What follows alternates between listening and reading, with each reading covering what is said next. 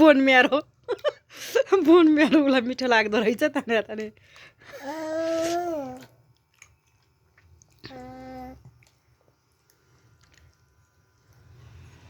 मिठो छ छोरी हड्डी लभर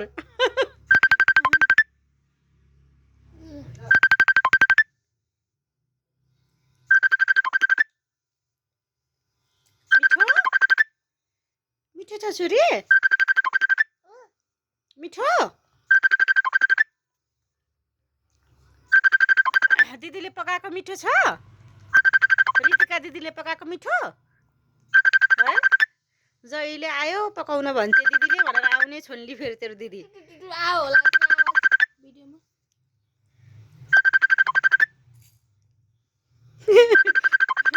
दिदीले खाँदै थिए हड्डी तानेर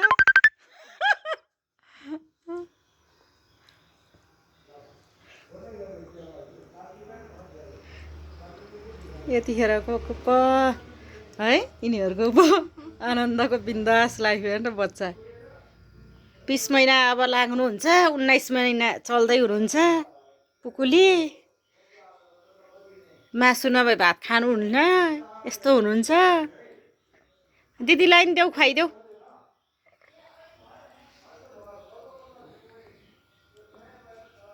ल्याऊ न मलाई छोरी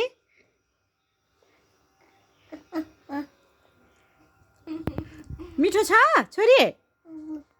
कस्तो छ मिठो